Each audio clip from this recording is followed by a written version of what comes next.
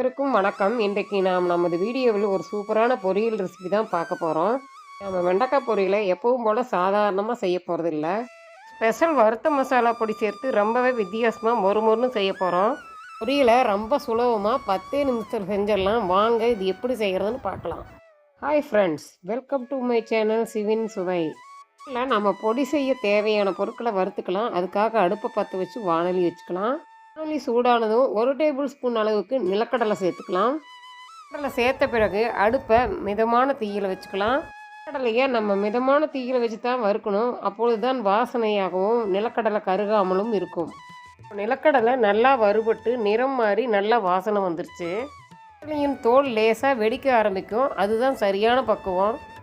கடலை இப்போ நல்லா மொறுமொறுன்னு பொன்னிறமாக வறுபட்டு வந்துருச்சு. இதை ஒரு பாத்திரத்துக்கு மாற்றிட்டு கொஞ்ச நேரம் ஆற விட்டுக்கலாம். கடலை நல்லா ஆறி வந்துருச்சு. இப்படி விரலால் தேய்ச்சாலே தோல் அழகாக உதிர்ந்து வரணும். இதுதான் சரியான பதம். இப்போ அதே வாணலியை திரும்பவும் அடுப்பில் வச்சு அடுப்பை பற்ற வச்சுக்கலாம்.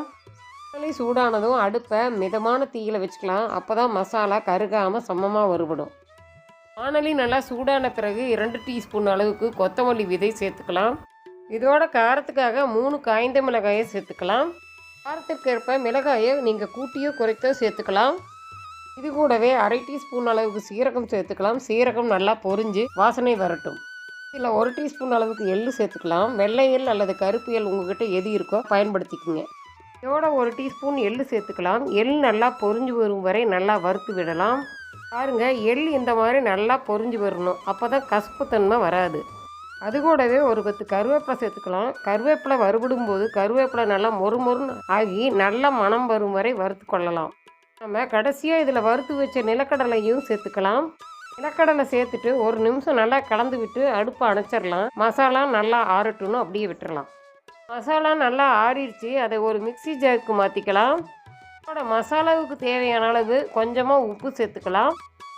உப்பு சேர்த்து அரைக்கும் போது சுவை இன்னும் கூடுதலாக இருக்கும். மிக்ஸி ஜாரை மூடி வச்சுட்டு அதை சற்று கொரகொரப்பாக அரைச்சி எடுத்துக்கலாம். மசாலா பொடியை ரொம்ப நைஸாக அரைக்காமல் இந்த மாதிரி பக்குவத்தில் கொரகொரப்பாக அரைச்சி எடுத்துக்கோங்க. நம்ம இந்த ரெசிபி செய்கிறதுக்காக 1/4 கிலோ அளவு ஃப்ரெஷ்ஷான வெண்டைக்காய் எடுத்துக்கலாம். நல்லா கழுவிட்டு ஈரம் இல்லாமல் இது போல் துணியால் துடைச்சி எடுத்து வச்சுக்கலாம். இப்போ எல்லா வெண்டைக்காயும் இது போல் ஒரே சீரான சிறு துண்டுகளாக நறுக்கி எடுத்துக்கலாம். மறுபடியும் அடுப்பை ஆன் பண்ணிவிட்டு ஒரு வாணலியை அடுப்பில் வச்சுக்கலாம். நல்லா சூடாகி வந்துருச்சு. இதில் 2 டேபிள் ஸ்பூன் அளவுக்கு எண்ணெய் ஊற்றிக்கலாம்.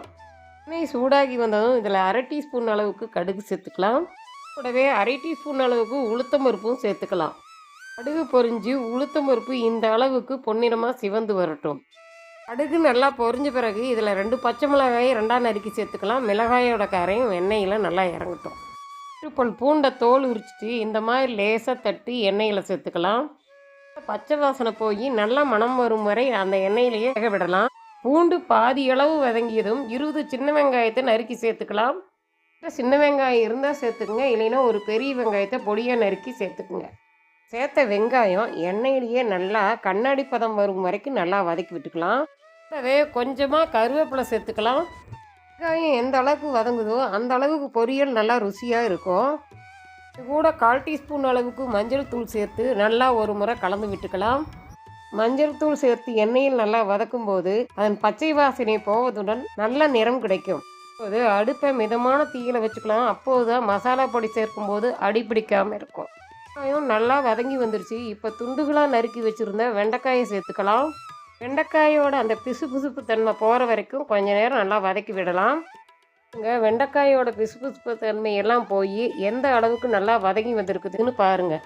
இந்த அளவுக்கு ஒன்றோட ஒன்று ஒட்டாமல் உதிரி உதிரியாக வதங்கி வரணும். இதுதான் சரியான பக்குவம். இப்போ ஒரு தட்டு போட்டு மூடி மிதமான தீயில் 2லிருந்து 3 நிமிஷத்துக்கு நல்லா வேக விடலாம். இப்போதான் வெண்டைக்காய் உள்ளேயும் நல்லா வெந்து மசாலா சேர்க்கும்போது சுவை சூப்பராக இருக்கும். இப்போது 3 நிமிஷம் ஆயிடுச்சு. நம்ம மூடியை திறந்து பார்க்கலாம். பாருங்க, வெண்டைக்காய் நல்லா நிறம் மாறாமல் எவ்வளவு சூப்பராக வெந்து வந்திருக்குதுன்னு. அடுப்பை மிக குறைவான தீயில் வச்சுக்கலாம். அப்பொழுது தான் மசாலா பொடி சேர்க்கும்போது அடி பிடிக்காமல் வரும்.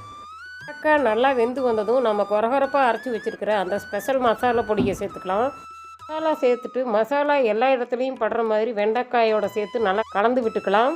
மசாலா பச்சை வாசனை போய் அது வெண்டைக்காயோட நல்லா ஒட்டி வர்ற வரைக்கும் 1 நிமிஷம் நல்லா மெதுவாக கலந்து விடலாம். பாருங்க வெண்டைக்காய் பொரியல் கொஞ்சம் கூட அடி பிடிக்காம ஒன்றோடு ஒன்று ஒட்டாமல் நல்லா வதங்கி வந்திருக்குது. அவ்வளவுதாங்க, நம்ம வறுத்து அரைச்ச மசாலா பொடி சேர்த்த சுவையான வெண்டைக்காய் பொரியல் இப்போ சூப்பராக ரெடியாகி வந்துருச்சு. வெண்டைக்காய் பொரியலை நீங்கள் சூடான சாதத்தில் போட்டு பிசைஞ்சு சாப்பிட்லாம், ரொம்ப ருசியாக இருக்கும். மட்டும் இல்லாமல் சாம்பார் சாதம், தயிர் சாதம், ரசம் சாதம் எல்லா விதமான சாதத்துக்கும் இது ஒரு அருமையான சைட் டிஷ்ஷாக இருக்கும். சேர்த்து செய்த இந்த சுவையான வெண்டைக்காய் பொரியலை நீங்களும் ஒரு முறை உங்கள் வீட்டில் செஞ்சு பார்த்துட்டு மறக்காமல் கமெண்ட்டில் சொல்லுங்கள். வீடியோ பிடிச்சிருந்தா லைக், ஷேர், சப்ஸ்கிரைப் பண்ணிவிட்டு கூடவே பெல் சிம்பளையும் கிளிக் பண்ண மறந்துடாதீங்க.